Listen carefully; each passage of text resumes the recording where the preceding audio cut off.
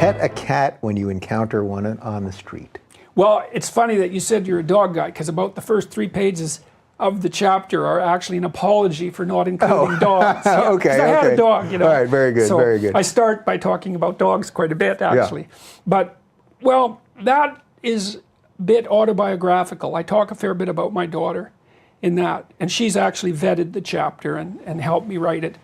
Because I wrote about tragedy, really, about pain, and the pain of caring for someone, especially with children, you know, and what you have to do when you're in a situation where tragic things are happening in front of you and you're somewhat powerless in the face of them, you know.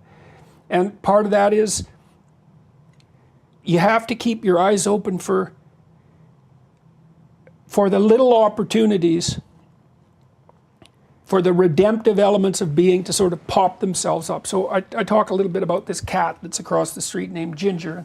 Ginger is this Siamese cat. It's really friendly. Made friends with our dog just by refusing to be afraid. It would come over and the dog would sort of bark and it would roll over and like paw at him, you know, so they were friends in no time. Mm-hmm. And the cat would just come over and like let you pet it and be happy with it for a minute. And that's when things are not good and hard, then you get these little moments where a little bit of possibility still shines through, and you got to take those moments when you get them. And so that's what that chapter is about. It's about how to manage when things are too much, and there's some practical advice in there. Like one of the things you have to do when things are just going to hell in a handbasket, let's say, is you got to also shrink your temporal horizon. It's like, you know, you think, well, I'm planning 3 months out. It's not if you're on fire.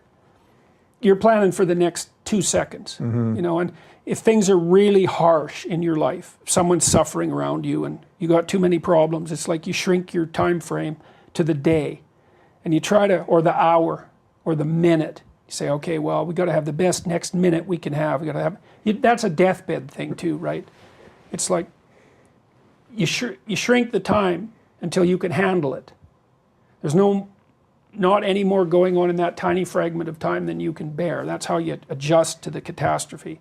And you try to stay on your feet and react during those periods of time. And so it's a bit of a discussion about how you reconfigure your perceptions of things when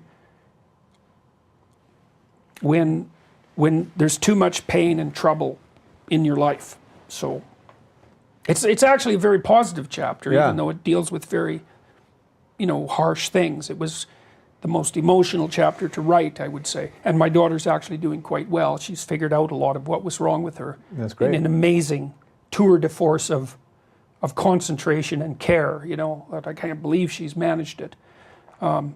So it's a positive thing, the chapter. And, you know, it's a reminder to look for what's meaningful and soul satisfying, soul sustaining, even when you're where you'd rather not be.